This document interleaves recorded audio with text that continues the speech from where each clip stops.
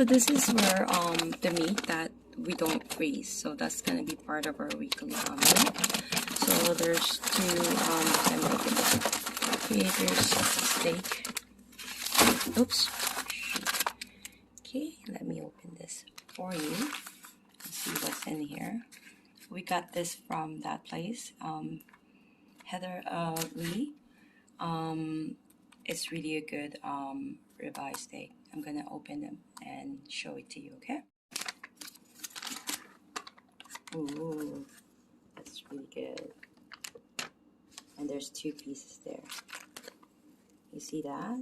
Yeah, that's gonna be yum. Okay, so that ribeye would cook that we just had steak last night, so this has to stay at least a day or two, and we have to cook it right away. We don't want to keep the fridge food that long. Okay, so make sure that you're not gonna let that leak. Okay, so I'm putting that back there. I know, guys, that I took food safety as well. I took a course. I took so many courses here in Canada. But I know it's not, we're not supposed to put meat on top. It's supposed to be at the very bottom. But this case, these are all sealed, except that we're cooking that immediately. So whatever we're cooking, we're placing it here. I don't want this to get smushed because this is a 60-day-old steak. So it gets smooshed. So I'm just gonna be placing it in between here. I have to clean my fridge, and at the bottom there, all the meat that I am about to cook, but they're all marinated, and I'm gonna be showing you at different times because it looks yucky. I usually marinate it. We don't drink pop, but I use this to marinate my meat. Okay, so I basically put I know it looks ghetto, but trust me, it works. I always put a carton or a box with all my vegetables so it doesn't go bad easily. Okay, the same likewise with like garlic, onions, and all that.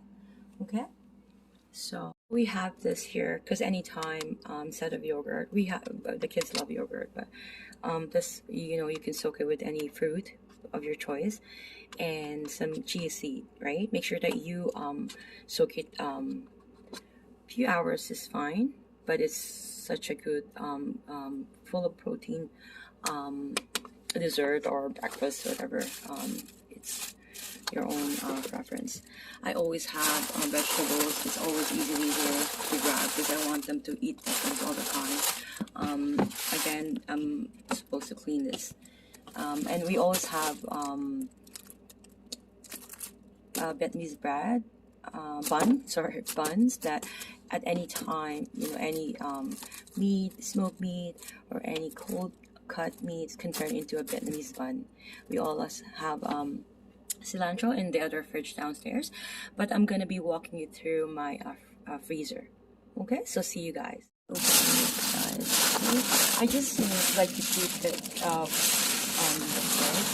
today is my cleaning fridge, so I want to see what's inside. Okay, so these ones are frozen some paste, and I also have some soybean paste that this is part of the freezer, and I always have some ginger. That's my hair, got stuck there. Oops. Sorry. Okay, so after shower, this is my task today, and I'll show you the difference.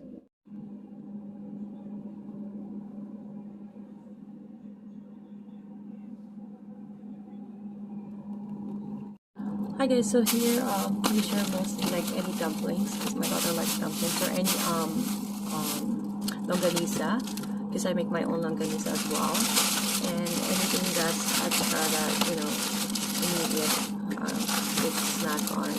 This is just a slice that I found. This is an example, but I have lots in there, but they're all wrapped. And my hands don't stay well and cold. I've shown you this one. We're so big fans of pompano fish. That's practically what we always have. And milkfish. Okay, so that's the milkfish there. I'm frozen my hands are. And anything that we can find on sale, just place that here. We can cook it for immediate consumption. That's the slice of yam. And I don't want to put it at that because it could fall on my daughter. That's another fridge same or bigger than this actually downstairs. But so most of the that food is there anyways. This is like the main, and I'm gonna give you a quick peek of our freezer. Okay. Okay, so this is the freezer part of the fridge. So here I have some slices of like let's say yam, or some peppers, like big peppers, and slices of I have slices of let's say bittersweet melon, things that you can't really buy here usually because I live in Toronto, Canada, right? Something exotic food or you know foreign food. If it's available, there's extra, I would freeze them, put them in Ziploc bag. These are extra if we buy anything on sale, we place them here. And here are the beef meats and any fish that we're going to cook in for the next duration of, I don't know, a week or so. Because we have a freezer, I'm going to be showing you as well.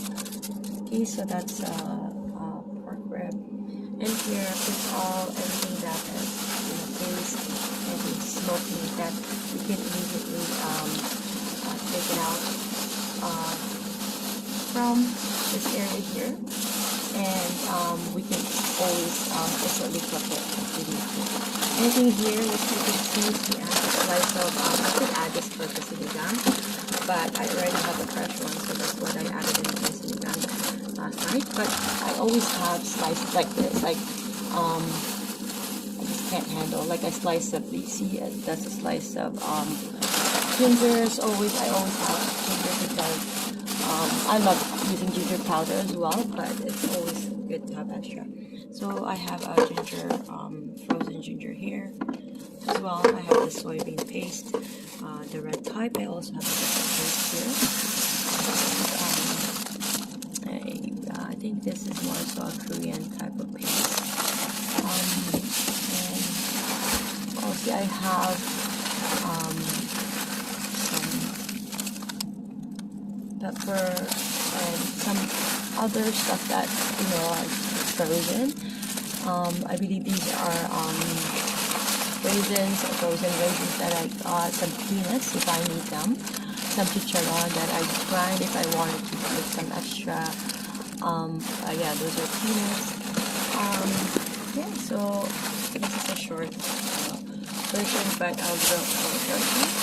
And these again, those are slices of extra meat and vegetables that I can easily cook whenever I want to make any dishes. Again, and this is an interesting area. Too much pepper. I'm going to place them all here. How much pepper I have? Pepper. Tiger pepper. It's individually like a Ziploc bag. Oops, sorry. These are all with pepper, so they're all frozen. I put them in this area just for sake of like every time I need them, I would be ready to cook them. And I also mix, like, let's say this is not for cooking, it's just good for iBag, which is really works if you have an iBag. And say you have to go to special occasion, you don't want to be showing your iBag because you haven't had any time to sleep because you were on YouTube on TikTok or whatever. This is watching Island Dish. This is a way to go, just to camouflage that iBag for the day. Okay, it's a quick fix. I did a video on my Mellow channel. Okay, so that's the freezer part of my fridge. But we're gonna lead you guys to our freezer and you will see. Okay, my freezer is full. It's really, really full. I'm gonna show you. We have salmon here. Oh, so these is where I put all the areas for like cooked food that's already been cooked or smoked. And as for anybody to just pull out, let's say they want to make a sandwich or a Vietnamese bun, for instance, or any sandwiches, smoked, or smoked steak or smoked pork or smoked fish. You can eat it with rice. You can just easily pull any one of these. Okay? They're individually wrapped. Most of them. I know how to wrap them that. Oh, I know if it's meat, if it's fish, so that they can distinguish. Like something like this maybe is for the girls. They know that that is meat. Meanwhile, anything like this, oh, actually that is steak. Anything like this is fish.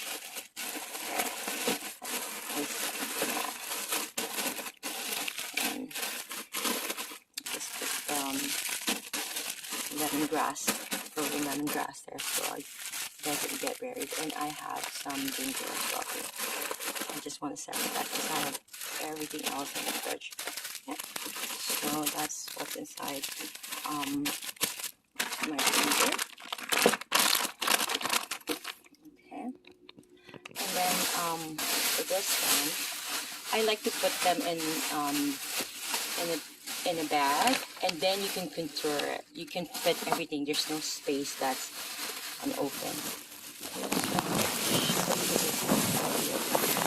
These are all smoked. These are all smoky. A whole, frozen smoke. And here is all, let's say extra. I have to take out my daughter's sausage. I have to take it out. So anything we get on sale and we wanted to freeze it, and it is all there. So all the meat is just,